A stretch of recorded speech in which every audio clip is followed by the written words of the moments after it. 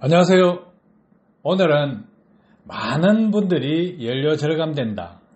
운전 습관을 바꾸면 연비를 향상시키고 연료를 절약할 수 있다 하면서 개나 소나 아는 듯 똑똑한 듯 또 운전 습관 조금만 바꾸면 이것만 바꾸면 몇 개만 바꾸면 연료 절감할 수 있고 10% 20% 30% 아낄 수 있다.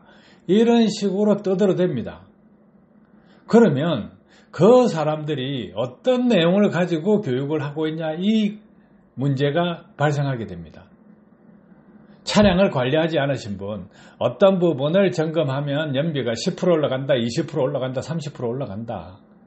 그러면 신차를 운행하시는 분 그분들은 어떻게 하면 연비가 올라가냐 이거예요. 막연하게 쓰고 있는 단어들, 그 단어들 때문에 바보가 또 바보를 양산합니다. 이 연비운전, 운전습관 이 부분에 대해서 개념이 정리되지 않은 사람들이 무작정 떠들어댑니다. 떠들면서 어떤 이야기를 합니까? 급출발, 급가속, 급감속, 급정지 하지 말고 정속 주행을 하면 연료를 아낄 수 있다. 연비를 향상시킬 수 있다. 이런 이야기를 합니다. 그러면요. 이 부분에 대해서 그분들이 그렇게 주장하는 사람들이 확인을 했냐, 실험을 했냐, 체험을 했냐, 교육을 시켜봤냐 이거예요. 막연하게 떠들어댈 뿐입니다. 그런 분들요. 얼마나 앵무새 같은 이야기를 하고 있냐. 이 부분을 한번 살펴보도록 하겠습니다. 그 사람들이 쉽게 연비가 10% 올라간다, 20% 올라간다, 30% 올라간다 이렇게 합니다. 그런데 그렇게 쉬운 분야가 아니에요.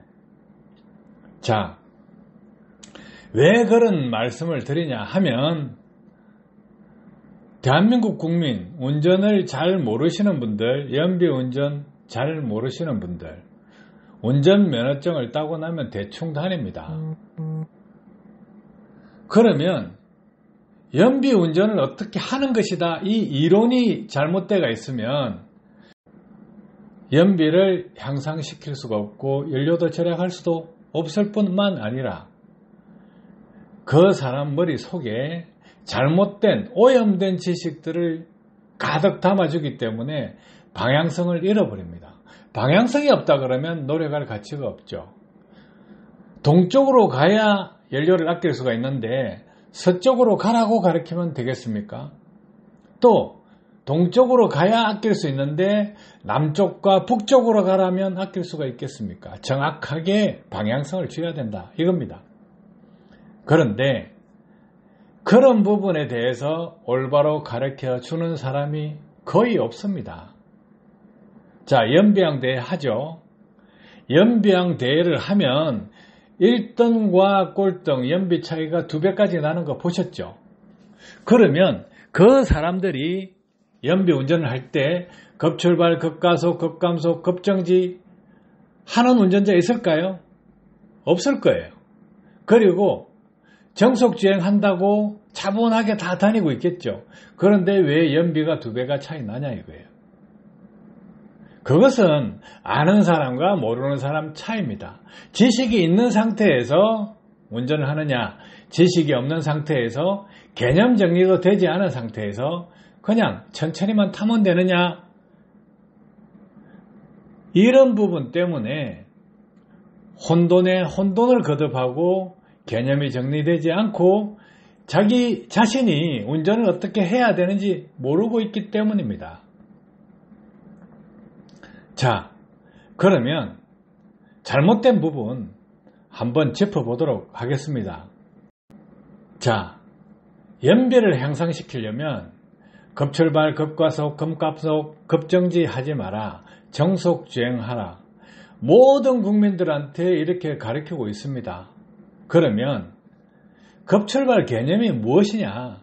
급가속 개념이 무엇이냐? 급감속 개념이 무엇이냐? 급정지 개념이 무엇이냐? 이 부분 살펴볼 필요가 있겠죠.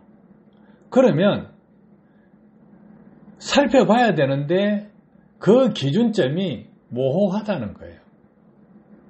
그러면 그 모호한 부분 한번 짚어보도록 하겠습니다. 자, 급가속 유형으로 본 연비운전 구분할 수 없습니다. 급가속이라 하면 택시, 버스, 화물차 있죠. 그래서 조건은 10km 이하, 20km 이하, 20km 초과 이 세 단계로 택시, 버스, 화물차 이렇게 나눠지는데 초당 몇 킬로 이상 가속한 경우냐 이렇게 구분합니다. 택시 12km죠. 그리고 20km 이하에서 초당 10km, 20km 초과에서 초당 8km 택시입니다. 버스요? 버스를 보면 10km 이하에서 8km, 20km 이하에서 7km, 20km 초과에서 6km. 화물차 10km 이하에서 초당 7km, 20km 이하에서 초당 6km, 20km 초과에서 초당 5km 이렇게 되어 있습니다. 급가속. 자, 이 내용을 보면 무엇인가 다르다는 건 아시겠죠? 뭐가 다릅니까? 차 크기에 따라서 달라져 버린다는 거예요. 자, 여기에서 큰 오류가 있습니다. 화물차 또 보시죠. 화물차는 공차일 때도 있고 풀 중량을 적재 상태에 운행할 수도 있습니다. 어떻게 같을 수가 있나요? 자, 또 운행을 하실 때 도로구배가 반영됩니다. 내리막길이냐 오르막길이냐예요. 그럼 내리막길에서는 이 시간이 또 안 맞다는 거예요. 오르막길에서도 안 맞다는 거예요. 차는 평지를 운행하는 것이 아닙니다. 그래서 이런 급가속 개념 자체도 다르다는 거예요. 자, 승용차를 가지고 화물차 조건에서 운행을 하면 장거리 운행 때요, 급가속 한 번도 발생하지 않고 운행할 수 있습니다. 그렇다고 연비 차이가 나지 않을까요? 엄청나게 납니다. 그래서 급가속 개념이 잘못되어 있다 이거예요. 그 이유는 조금 이따가 설명드리도록 하겠습니다. 급출발, 택시, 버스, 화물차. 자, 여기에서 보시면 운전을 할 때 가장 난폭한 운전을 하시는 운전자들이 어디 많이 속해 있냐 이거예요. 택시에 가장 많이 숨어 있습니다. 승객 한 명을 더 싣기 위해서 시간 싸움을 하기 때문입니다. 그런데 5km 이하 속도에서 출발해서 초당 10km 이상 가속했을 때 택시, 버스는 8km 이상, 화물차는 6km 이상 이렇습니다. 왜 이게 다를까요? 의미가 없다는 거예요. 그러면 이 숫자들은 책상머리에서 만들어진 것입니다. 정의를 할 수가 없으니까 이렇게 만들어 놓은 거예요. 자, 그러면 또 급감속 유형으로 살펴보도록 하겠습니다. 급감속 유형으로 연비운전을 구분할 수 없습니다.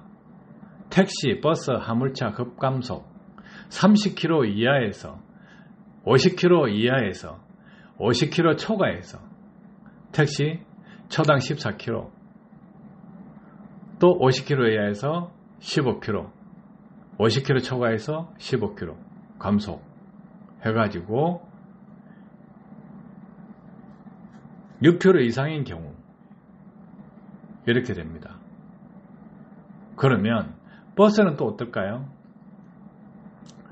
버스는 30km 이하에서 9km, 50km 이하에서 10km, 50km 초과해서 12km 이렇게 되어 있습니다. 그럼 뭔가요? 택시하고 버스하고 다른 이유가 없습니다. 이것은 차 속도의 변화를 가지고 이야기하는 것이기 때문입니다. 화물차 초당 8km 이상 감속하고 속도가 6km 이상인 경우 이렇습니다. 화물차는 이렇게 30km, 50km, 50km 초과 이렇게 구분하지 않았다는 거예요. 그럼 잘못되어 있는 거죠. 자, 여기서 구분할 수 있을까요? 이것이 연비운전하고 상관이 있을까요? 급정지 마찬가지입니다. 택시 초당 14km 감속, 속도가 5km 이하로 됐을 때, 버스 9km, 화물차 8km, 이런 내용입니다. 이것은요, 연비운전으로 접목시킬 수가 없는 부분입니다. 그런데 일반적으로 많은 사람들한테 이런 내용들을 공부시키지 않습니다. 그냥 운전교육을 받는 사람들을 대상으로 이런 내용을 공지할 뿐입니다. 그러면 이 잘못된 교육, 이 교육으로 인해서 어떤 문제가 발생하냐 이거예요. 자, 교육시키시는 분들이 교수님이나 박사님이나 자동차 정비 기술사님이나 또 전문가라고 하시는 분, 그분들이 이야기를 해놨습니다. 교육을 시켰습니다. 그러면 대다수의 국민들은 그 언어를 사용합니다. 급출발하면 연료 낭비한다. 급가속하면 연료 낭비한다. 급감속하면 연료 낭비한다. 급정지하면 연료 낭비한다. 정속주행하면 연비가 향상된다. 이렇게 합니다. 그냥 막연하게요. 아무 생각 없이 잘못된 부분인지 아닌지 확인도 없이 그대로 되뇌이고 있다는 거예요. 자, 여기에서 모순을 바로 찾아봅시다. 정속주행하면 연비 향상된다고 되어 있는데 시내주행에서 정속주행할 수 있느냐? 쉽지 않죠. 급출발, 급가속, 급감속, 급정지, 고속도로를 주행하면서 이런 운전을 하고 있는 사람이 있냐 이거예요. 이 부분이 잘못되어 있으면 연비운전은 사상 누각에 지나지 않습니다. 그래서 이 부분을 정확하게 정리해 드리도록 하겠습니다. 자, 위험운전, 안전운전은 차 속도를 기준으로 합니다. 차 속도를 기준으로 하면 차가 초당 몇 킬로 증가하거나 몇 킬로 감소하거나 이런 부분, 그 부분을 가지고 위험운전이라 하고 안전운전이라고 합니다. 그런데 연비운전에 대한 개념 자체가 없다는 거예요. 하지만 대학 교수 또 박사 전문가라고 자칭 운전 습관을 가르친다 하시는 분, 급출발, 급가속, 급감속, 급정지를 하지 마라. 그렇게 하면 연료 낭비한다. 정속주행하면 연료를 아낄 수 있다. 이렇게 이야기를 합니다. 잘못되지 않았나요? 그러면 연비운전을 한다 그러면 엔진을 알아야 돼요. 차 속도를 기준으로 하는 것이 아니고 엔진에 소모되는 연료량을 가지고 기준으로 해야 됩니다. 그리고 동일한 연료로 얼마나 많은 거리를 갈 수 있느냐, 이 부분을 해야 연비운전이 되는 거죠. 그럼 엔진을 이해하고 엔진을 기준으로 해야 되는 것입니다. 단적으로요. 차를 세워놓고 시동을 걸어놓으면 공회전이죠. 공회전 하면 자, 급가속 합니까? 급출발 합니까? 급감속 합니까? 급정지 합니까? 안 하잖아요. 그러면 엔진을 기준으로 보면 시동을 걸어놓으면 연료가 소모되죠. 그래서 연비운전은 엔진을 기준으로 해야 된다 이겁니다. 자, 차 속도를 기준으로 한다. 정속주행을 하라 이거예요. 그러면 시속 100km로 가든 90km로 가든 80km로 가든 정속주행을 하면 기름을 아낄 수 있다. 그 말이 맞을까요? 동일한 속도로 갈 때 오르막길을 갈 때는 기름이 많이 들어갑니다. 내리막길에 갈 때 기름이 적게 들어갑니다. 또 퓨얼컷 현상이 있는 차량들 일정한 속도 이상에서 퓨얼컷이 된다 그러면 기름이 하나도 들어가지 않는 상태로 운행할 수 있는 것입니다. 자, 그것이 차 속도에서 나오는 것일까요? 엔진에서 연료 분사량을 컨트롤하고 있기 때문일까요? 자, 엔진을 기준으로 해야 되는 거죠. 그런데 우리가 막연하게 자동차를 안다, 박사다, 교수다 하면서 위험운전에 대한 해당 항목을 가지고 연비운전이라고 연비를 향상시키기 위해서는 정속주행하라. 시내주행에서 정속주행 어떻게 하냐예요. 급출발, 급가속, 급감속, 급정지 하지 마라. 고속도로에서 그렇게 운전하는 사람 없습니다. 10,000명에 1명 보기가 힘들어요. 시내주행에서 정속주행한다. 10,000명에 1명 보기가 힘들어요. 0.01%도 안 되는 그 사람들 습관을 고칠 것이냐, 아니면 99.9% 그 사람들의 운전 습관을 고칠 것이냐, 그것이 사상누각이 되지 않는 길입니다. 해서 앞으로 뉴스나 또 인터넷이나 유튜브나 이렇게 보실 때 단순하게 뭐 하나 하면 10%, 20%, 30% 절약된다. 또 운전 습관 이것만 바꾸면 된다. 저것만 바꾸면 된다. 단순하게 바꾸면 된다. 그러면 10%, 20%, 30%, 40%의 연료비를 절약할 수 있다. 이런 이야기는요, 문외아들, 앵무새들이 떠드는 것입니다. 또 책상머리에서 외국 서적을 보고 카피를 해서 자기 지식인 양 떠들어대는 사람 많습니다. 그런 교수도 있고 박사도 있고, 또 운전에 대해서 자기가 경험하지 않고 이론도 없고 전문적인 지식이 없는데 다른 분야 정비업에 종사하는 사람들이 연비운전은 이런 것이다 하고 또 떠들어대는 사람이 있습니다. 그러면 일반인들은요, 정비하시는 분들이 연비에 대해서 많이 알 것이다. 또 대학 교수니까 연비에 대해서 많이 알 것이다. 또 박사니까 많이 알 것이다. 전혀 아닙니다. 이 구분을 짓지 못하면 그 어느 누구도 똑똑하다고 할 수 없습니다. 현명한 답을 내지 못합니다. 다들요, 하나같이 이야기하는 게 있습니다.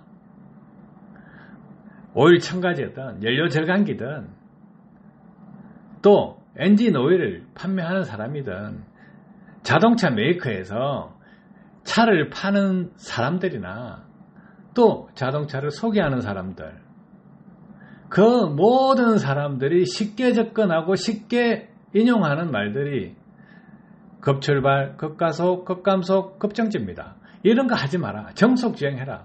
그게 답니다. 그런데 우리가 승용차 운행하시는 분은 잘 모르겠지만은 화물차 운행하시면 그런 위험운전, 안전운전에 대한 이야기와 연비운전에 대한 이야기는 전혀 다른 이야기라는 것 알고 있습니다. 해서 승용차 타시는 분들, 또 승용차를 대상으로 연비운전이 이런 것이다, 운전 습관을 이렇게 고치라 저렇게 고치라 하시는 분 많이 있습니다. 뭐 다들 뭐 한마디씩 하고 싶겠죠. 그런데 이런 기초를 이야기하는 순간에 그 사람들이, 그렇게 잘났다고 떠드는 사람들이 차 속도를 기준으로 이야기를 한다 이렇게 하면 그 사람들은 멍청입니다. 그 바보들이 우리 일반 운전자를 대상으로 또 바보를 만드는 세뇌 작업을 하고 있는 과정입니다. 그런 방법으로 운전 습관을 바꿔야 된다 하면, 아, 저 사람은 아는 것이 깡통이구나, 무식하구나, 바보구나 하고 배척하세요. 자기 머릿속에 올바른 지식을 넣기도 바쁜데 쓸데없는 말도 안 되는 그런 지식들은 보충해봐야 손해입니다. 아시겠죠? 도움 되셨길 바랍니다. 감사합니다.